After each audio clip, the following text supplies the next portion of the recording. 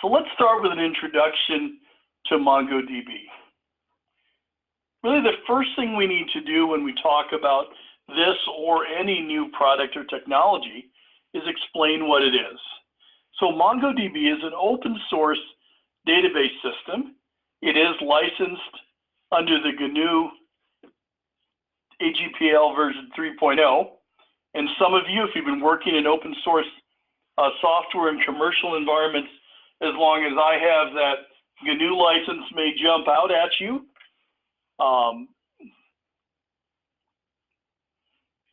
Oftentimes, the legal teams for companies I've worked for have been very reluctant to use GNU licensed software, but really that applies typically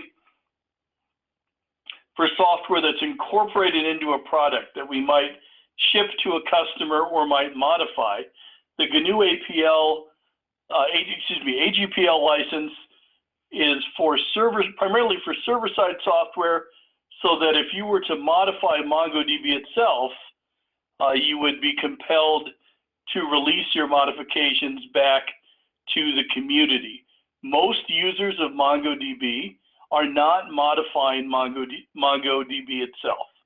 Most of them are building applications and using it just like they would any other database and not really modifying it. So while the GNU license might be problematic for products that you ship, running it for a server product is less problematic in most cases. But good to keep in mind anytime you talk about open source software to consider the licensing. So GNU AGPL version 3.0.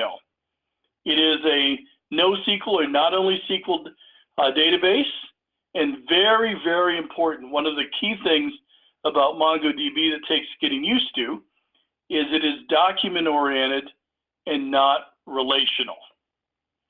I have to tell you, my background is development. I've been doing development in a variety of spaces for around or just over 25 years, because I haven't really counted in a while, but for a long time, shall we say. And I used to work for Oracle. And everybody says, when they see that on my resume, they think, oh, you worked for Oracle. You must be a database expert. My response is no, I'm not a database expert at all. I'm a developer, not a DBA. I came to Oracle when Oracle bought BEA Systems. So my background is more on the Java app server side than the database side. However, like nearly every developer in the industry, I have a background in using, not administering, not an expert, but in using relational databases. One of the challenges as we move into this brave new world of NoSQL and big data analytics is to change from a relational mindset to a non-relational, to a document-oriented mindset. Because even those of us who are not DBAs have been trained to think in terms of relational database. The name MongoDB comes from the word humongous. And the idea is that MongoDB is massively scalable, can handle large amounts of data, massive amounts of data. So MongoDB is open source. It's supported by MongoDB Inc. And you may ask, well, so what does MongoDB Inc. do if, how do they make a living if what they do is build open source software? And the answer is they provide support and commercial packages in addition to the free and open source MongoDB. The commercial packages, there's MongoDB Enterprise Advanced, there's DB Atlas, which is a hosted cloud-based service. There's Cloud Manager for running it in your cloud and allowing you to do a cloud-type provisioning within your data center. There's MongoDB Professional. So there are a number of commercial packages and support packages available from MongoDB Inc. We talked about the GNU AGPL. Requires guarantees that changes to the server side are released back to the community. And very important, this will come up later when we talk about some features, MongoDB is written in C++ for performance. Now, there's a lot of JavaScript we'll talk about in C JavaScript in this presentation and when you use MongoDB, but MongoDB is written in C++.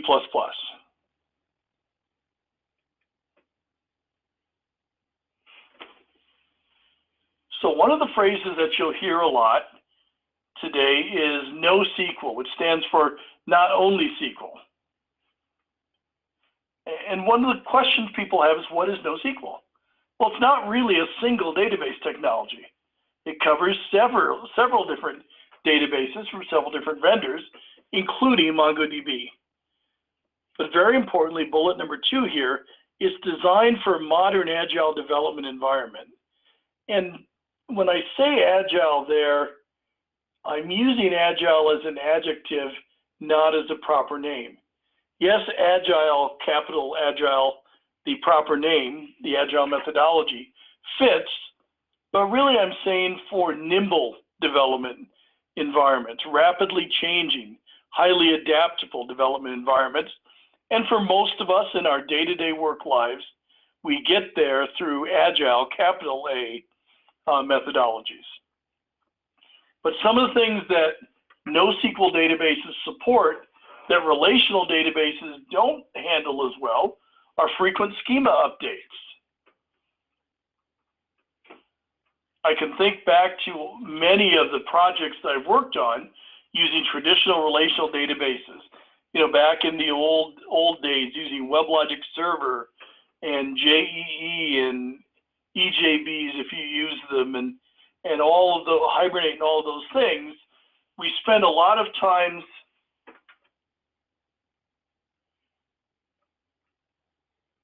let's see, I'm seeing some notes that people are only seeing the first slide. So let me,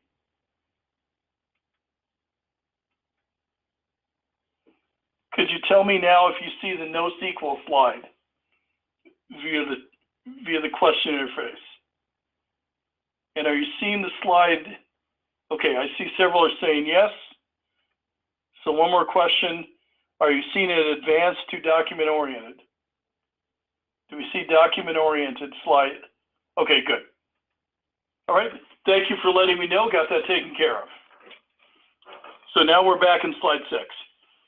So one of the things that we did in building data-oriented applications in relational databases is we went through and very painstakingly and working with our DBAs and with our subject matter experts, we built a schema. And we tried to build flexible but stable schemas. We wanted our schemas to remain stable. We didn't want to do a lot of alter table. And these schemas stored well-defined, structured data. And that's the way we built applications. In a NoSQL environment, we're still concerned about data. I don't want to suggest that this is totally ad hoc and there's no structure, no rhyme, no reason to data, but we can be a lot more flexible. We can handle frequent updates to our data or document types. We can handle both highly structured and unstructured data. Another thing about this is, I remember the old days working at Oracle. You know, Oracle often ran, and this will give you an idea how old I am, often ran on Sun workstations, these massive hardware platforms. Today, and in a NoSQL environment, we still want to have massive scalability, but we get there now with commodity servers. Instead of buying monolithic, massive monolithic hardware, we are using things like cloud-based EC2 compute units, Google Compute Engine, or Mongo service, MongoDB Atlas, and we're deploying and scaling horizontally across multiple inexpensive or commodity type servers, both for scalability and for high availability. as opposed to the massive vertical scaling that we used to do in the earlier days of relational databases. And we'll find that MongoDB is designed to support this kind of scalability. And again, with the cost of computing units from Amazon or Google or Mongo Atlas, this has become something that is economically feasible and provides us with a number of very important benefits.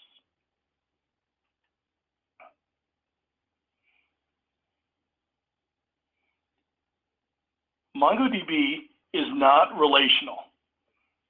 And one of the challenges for us as developers, those of us who come from a relational database background, is getting out of relational thinking. I'll give you an example. I used to be a C programmer. Did a lot of work in C, a lot of embedded C code.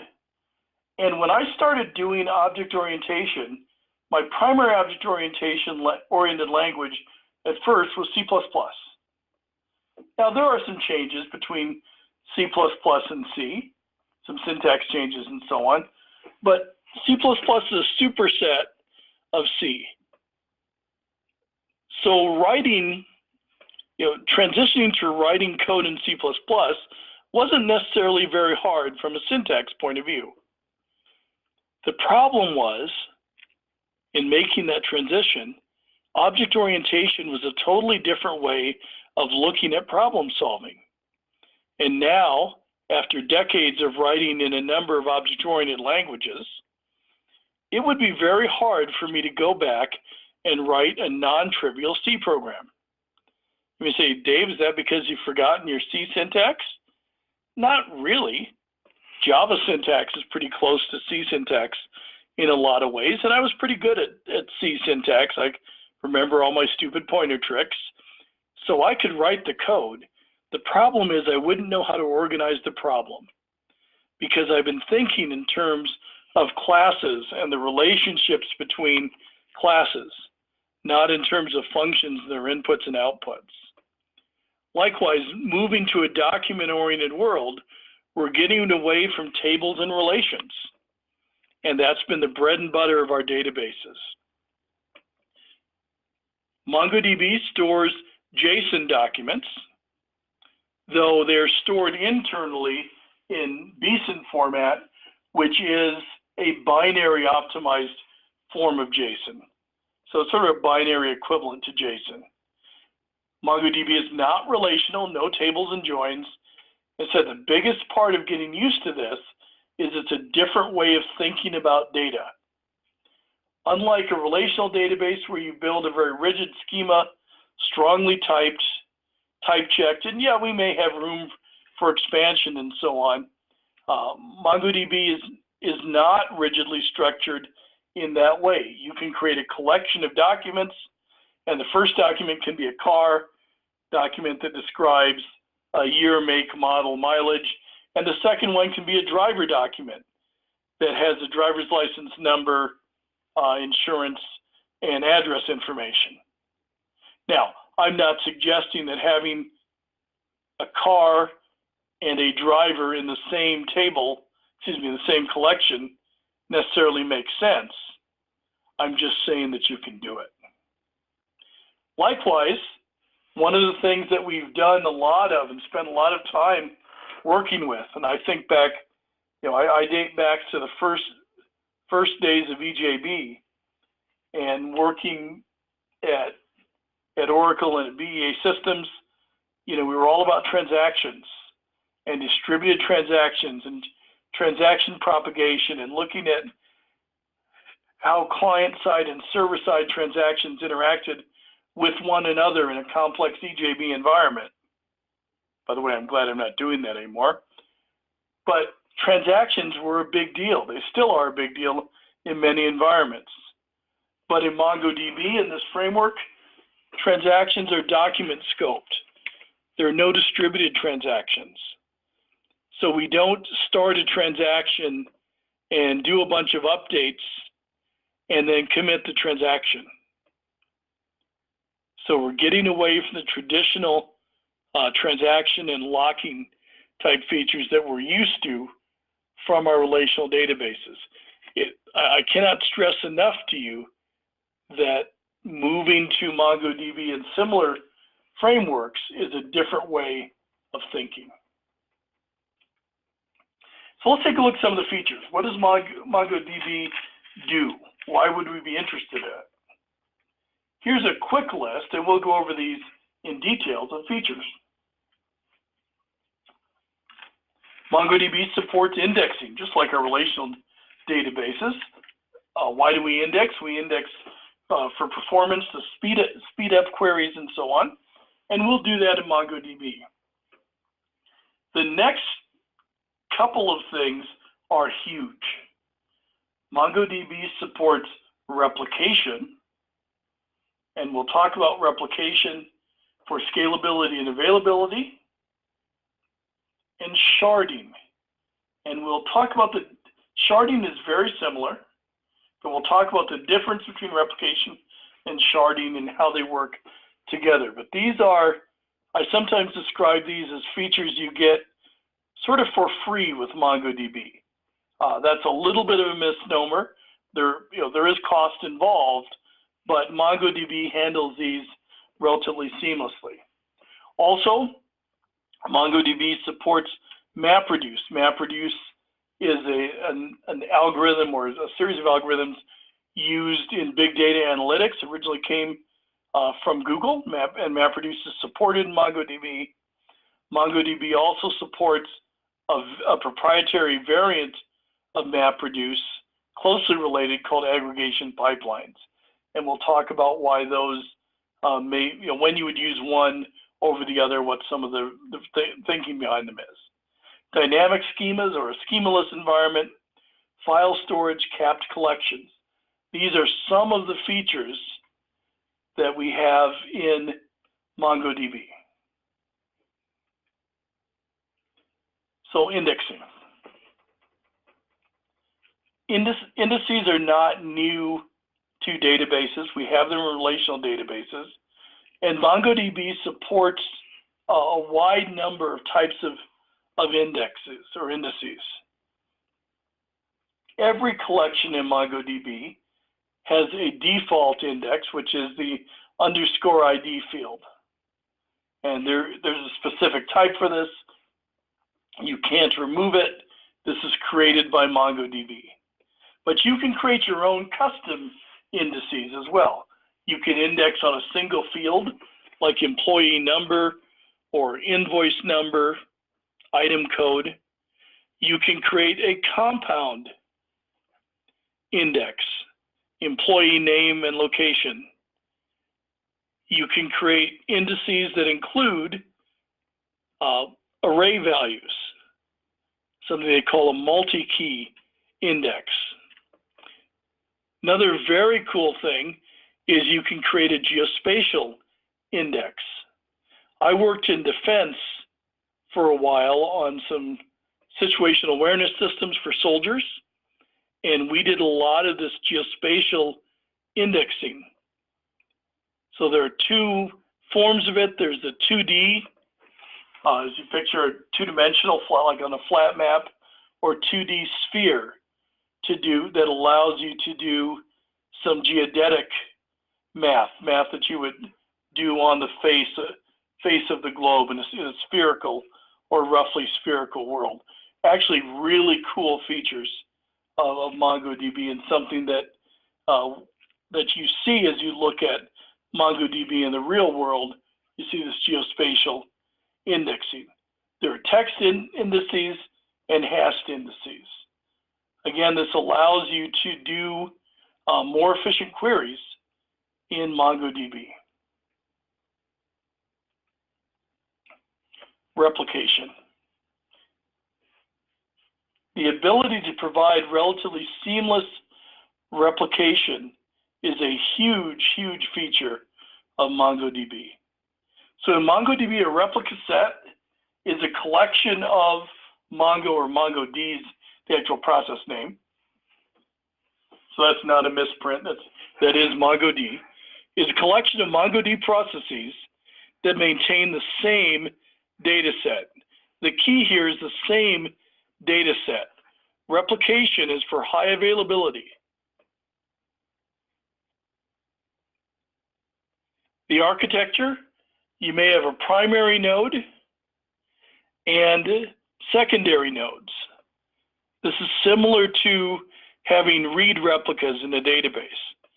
In other words, a primary node where you can do reads and writes or writes only, and multiple secondary nodes, which are called read replicas in many databases, where you can read data.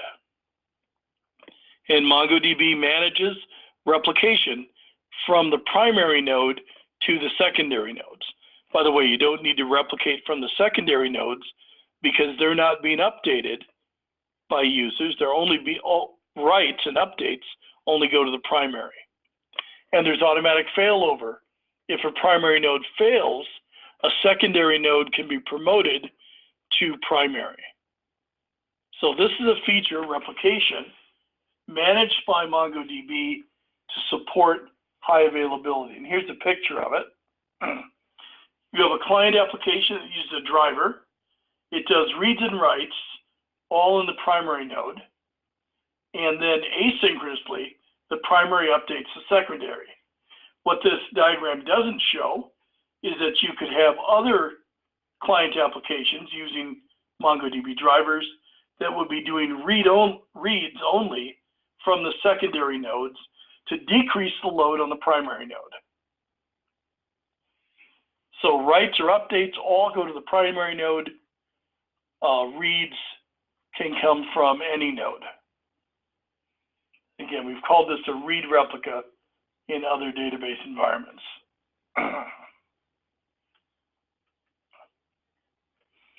So that's replication. Sharding is similar in some ways, but different. And the two are used together, replication and sharding. A shard contains a subset of the data, whereas on the previous slide, the replicas, these secondary or what I called read replicas, they contain a copy of the data from the primary node. So all three, the primary and the two secondary nodes in this picture contain the same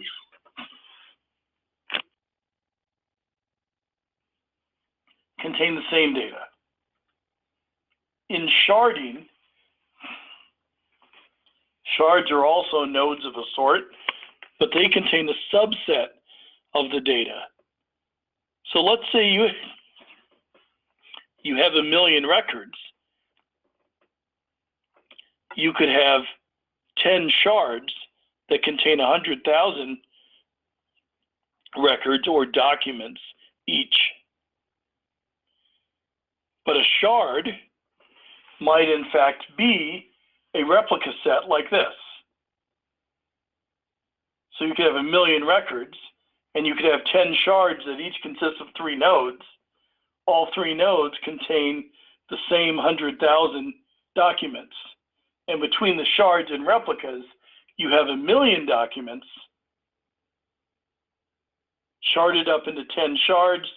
Each shard replicates within itself so that you have redundancy and scalability.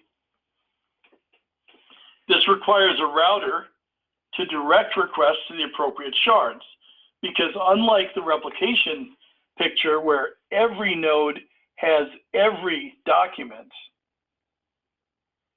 in sharding, any given shard contains a subset of the documents in a collection. So if we're looking for a document, we want to access a specific document, we have to be routed to the appropriate shard. And this is done through a shard key. But again, MongoDB manages much of this behind the scenes, largely automatically. So here's a picture. We have an app server running the MongoS application, which serves as a router. We have the configuration servers, which are a replica set, so they're replicated. And the routers use that information to know which shard to send requests to. The nice thing about this is if you are performing multiple operations on a collection, those operations can be routed to and handled concurrently in different shards. We don't have to wait for them all to be handled in the same shard. It gives us better load balancing. And really, these are some of the features that are going to allow us to work on truly massive data sets. So very important features of MongoDB: sharding and replication.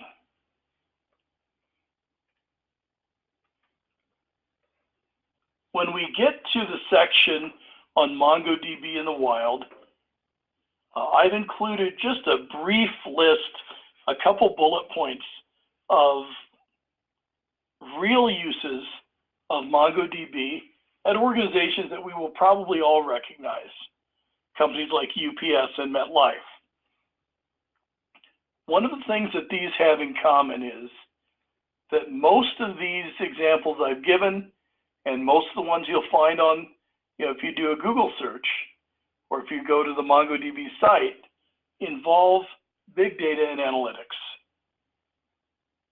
You take advantage of the sharding and replication to provide high availability, massive amounts of data, and then once you have that, to extract meaningful information from that data. One of the ways that this is done is through something called MapReduce. Now, let me see by a show of hands, if you can use the hand icon to raise your hand. Actually, I don't think you can, so forget that I've asked that. But MapReduce. MapReduce is a technique introduced by Google, designed to handle large data analytics and really to parallelize jobs across network nodes. It's really a perfect match for MongoDB when you have these shards. So we want to parallelize work across the shards. It's useful in a number of big data analytic techniques. I'm not going to go into it in detail here. It's on one hand very simple, on the other hand can be extremely powerful and complex. But it consists of breaking a task into two phases. There's the map phase, which makes a pass on data. Data is a set of key value pairs. And notice how this set of key value pairs, we said MongoDB stores data in JSON documents in JSON format and internally in BSON format, which is sort of a binary optimized JSON. So key value pairs fit the Mongo paradigm perfectly. So in the first pass, the map pass, we operate a set of key value pairs, producing a collection of keys. Those key value pairs are in a collection which may span multiple replicas, may span multiple shards. The second step then is to take the results of the first pass and come back and produce key value pairs from it. A very, very simple example might be, let's say we're a travel site and we have restaurant reviews. And we want to find, let's say we just have a massive number of restaurant reviews. And what we want to find is we want to find all Mexican restaurants in a given city with a review average over 3 stars and a price under $20 per ticket. That can be a pretty complex query. It involves looking at lots and lots and lots of data. And with ad hoc queries, we may be asking that question. Someone else wants Italian restaurants with 4 stars or better, and that costs more than $10 a plate. So being able to take these these queries across massive amounts of data. MapReduce allows us to parallelize these across the different nodes, do it in one step, the map step, and then the reduce step to produce a collection of key value pairs that give us results. There's a lot more to MapReduce, but if you haven't looked at MapReduce, I'd encourage you to give it a try. And actually, it's not very difficult to do in MongoDB.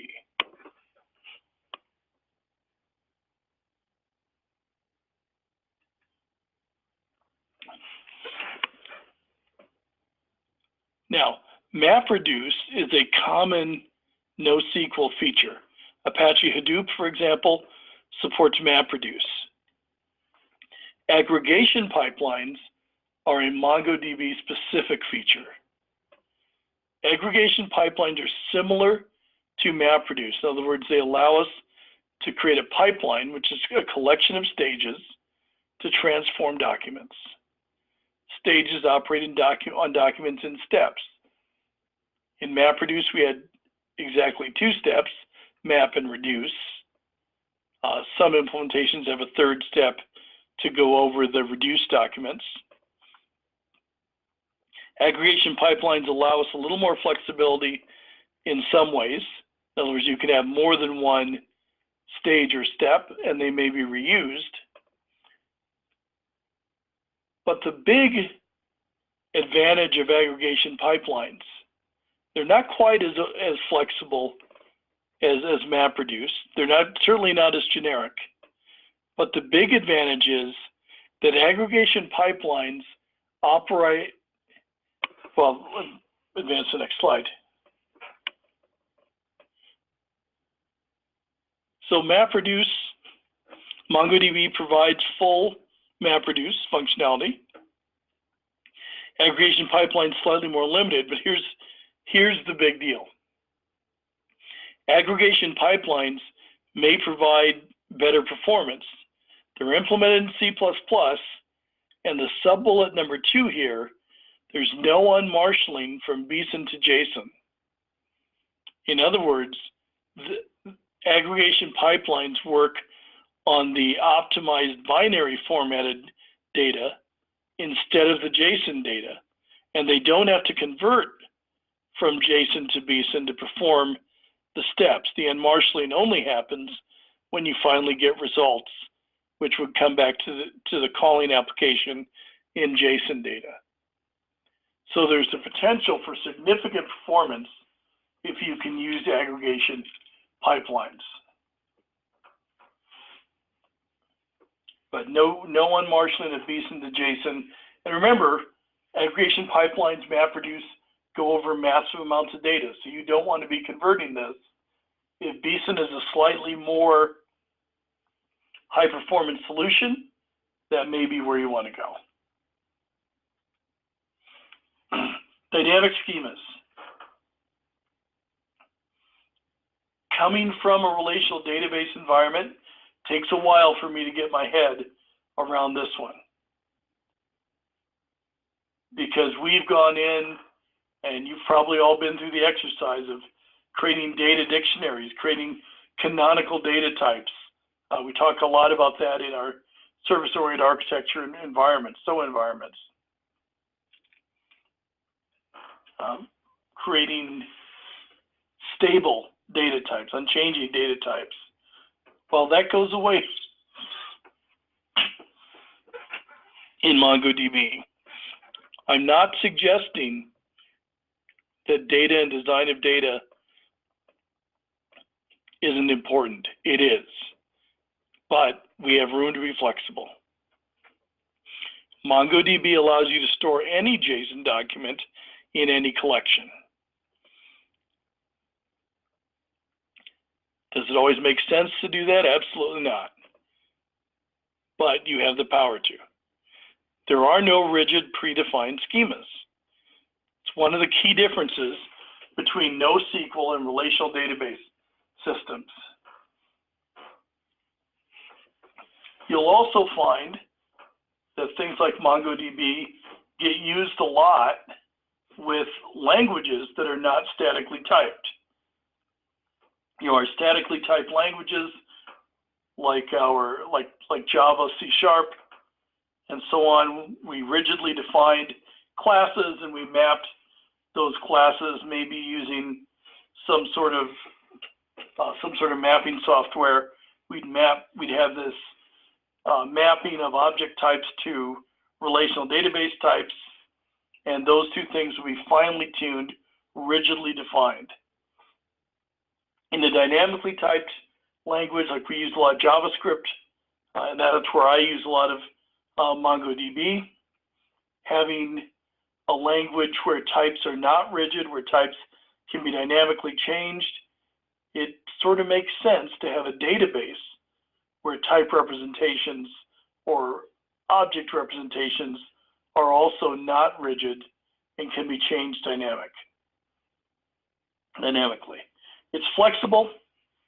It works nicely with agile development methodologies, but it is a very different way of thinking about data. File storage. Storage of massively large data in any database system has always been a place for special consideration.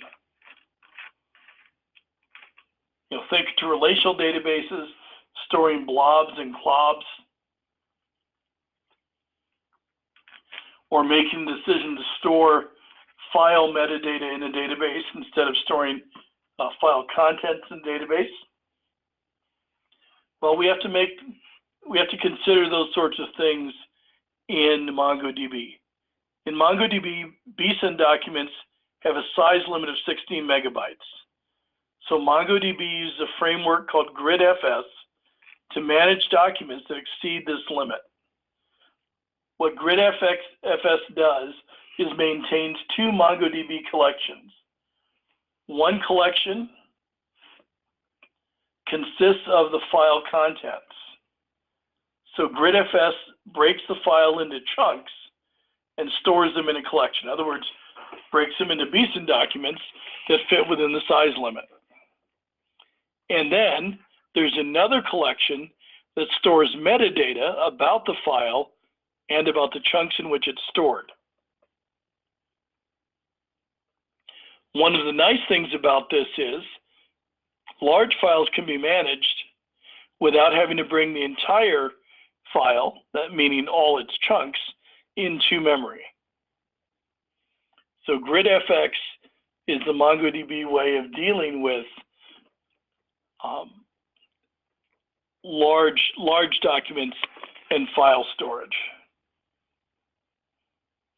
MongoDB also supports a feature called capped collections. A capped collection is a collection that's a fixed or fixed maximum size. Insertion order is guaranteed, so the order of insertion is maintained, so there's no need to index these. And once a cap has been reached, new insertions replace the oldest documents in the collection. There are a number of examples where this is useful. The only one I've really spent any time working with is a log. You can have a rotating log, keeping the most recent log entries in the log, and new entries push old entries out of the log. But those are some of the features of MongoDB. MongoDB administration. There's a couple ways to do Mongo administration. There is a shell, the Mongo shell. There is a third-party tool. It's actually pretty cool. Powerful tool called Robo3T. And I do want to talk just briefly about security in MongoDB. It's a bigger topic than we're going to rigorously cover in this time, but there are just a couple things worth mentioning, and one is hugely important. So the Mongo shell. The Mongo shell gives you access to the administrative features of MongoDB. You can create users, you can create collections, you can also run queries, do updates and inserts in collections. You can manage replica sets, all of those sorts of administrative features. The MongoDB shell, or Mongo shell, uses JavaScript, makes a connection to a running instance of MongoDB, and allows you to execute commands using JavaScript syntax. Here's an example. In the Mongo shell, the first command I say is use cars. And use cars, just says we're going to use the cars database. And then I say db.cars.find. And what that does, that's sort of a find all, because I haven't qualified it. It's going to find every car in the database. And you'll see that the cars here, they each have an object ID, which is assigned by MongoDB. They have a make, a model, a year, a price, and mileage. By the way, since this supports dynamic schemas, or is schemaless, you could insert a new car that had different fields. In reality, you'd be likely to insert a new car that had an extra field. So we might have a car inserted that had a condition. The condition might be used or new. So db.cars.find is finding all cars. And now if I want to run a query, you see down below db.cars.find, and I pass in a JSON object that has the fields I want to match. I want to match the model field to Corvette. Now, of course, you can, just like when you create a SQL query, your matches don't have to be exact. I could find all models that begin with a C. I could make a compound query, all Corvettes, mileage less than 20,000. We can build up these queries, but they're built up as JavaScript objects and passed into the find method. This is being done through the Mongo shell. There are MongoDB drivers for a number of different languages, all the common ones you would think of. I use the JavaScript driver most often, and since the shell uses JavaScript, it looks very similar. Your mileage may vary though. Drivers in different languages will have sort of a different flavor to them. There is also a graphical tool, a pretty good one, for managing MongoDB. It's called Robo3T, used to be called RoboMongo. It's a third-party open source tool for managing MongoDB. Those of you who've worked with MySQL, it's similar to MySQL Workbench. It's similar to all these other database management tools. It gives you the same sort of access that the Mongo shell does. Admin functions like creating databases, creating users, managing replica sets and so on. Lets you do queries, inserts, updates, and all of that.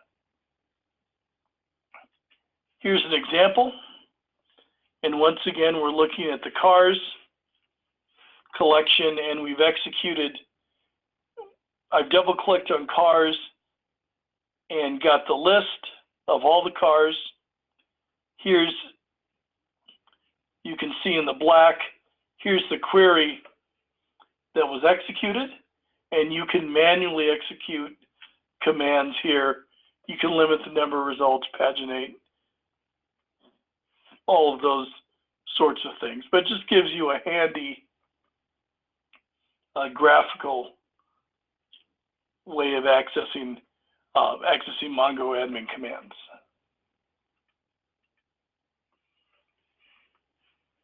Security. Mongo security, just like security in any other framework, is crucial, and it's a big topic. But number one, the important note here, by default, all access and authentication control is turned off in MongoDB. So if you fire up a MongoDB instance, anyone who reaches it can perform any admin function in it.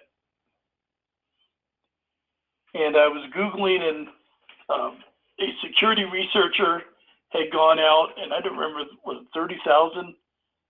Found some 30,000 MongoDB instances on the net.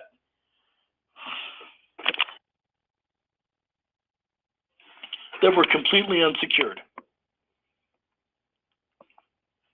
You didn't even have to provide a default password to get in.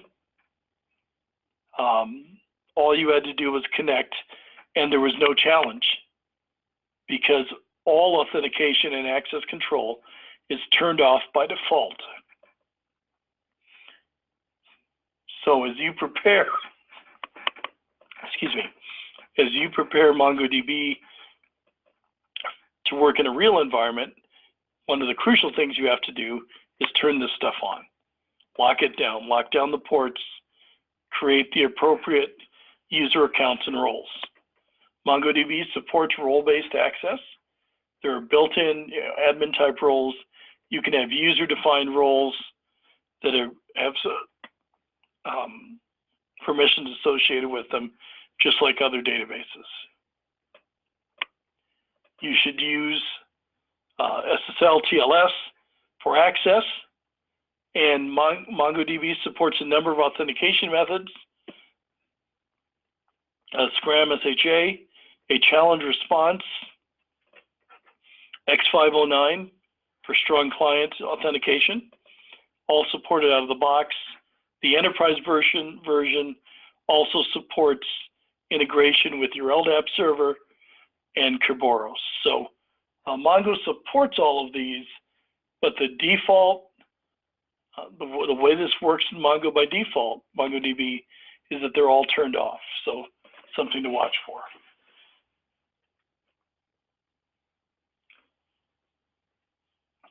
MongoDB in the wild. These are just some examples of where MongoDB is being used, and these come from the MongoDB site. There's a large number of examples. It's just a small subset. We're going to look at a couple: the City of Chicago, Expedia, UPS, Verizon, MetLife. The City of Chicago has an application called Windy Grid, and the win for them here is that it uses geospatial data analytics. So it combines data from 15 different city departments. For example, the city gathers data from buses, tons of city buses all over, and that data is geospatial in nature. There's bus data being gathered at specific locations, fire data, police department data. There's a geospatial aspect to all of it. This allows the city to pull in data gathered by these different sources and produce real-time actionable information.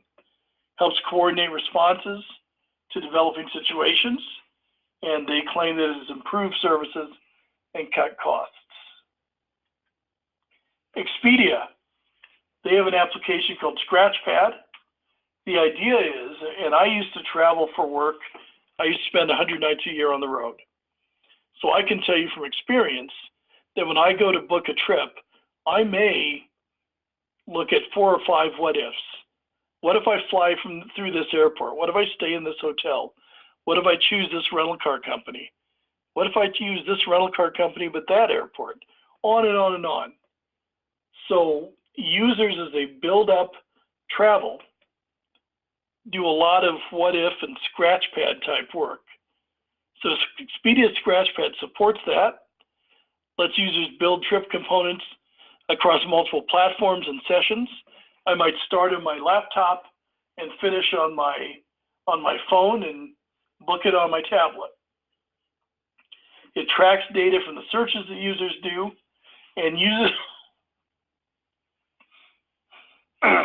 analytics to identify user preferences. I have a certain hotel chain I prefer to stay in, a certain kind of hotel, a certain type of rental car I prefer.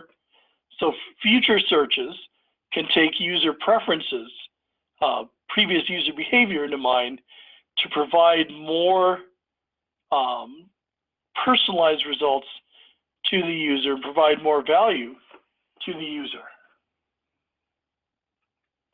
UPS, their iParcel system for global cross-border services, they've migrated from RDBMS to MongoDB, and among the things they were looking for was they wanted to increase speed of development, time to market, and increase response times for users actually using the system in the wild. Verizon is using MongoDB to provide a single view of customers across lines of business. They want to improve asset utilization and, once again, a theme, shorten time to market. Part of the transition from RDBMS, they wanted agility and they wanted more flexible schemas. Once again, schemaless.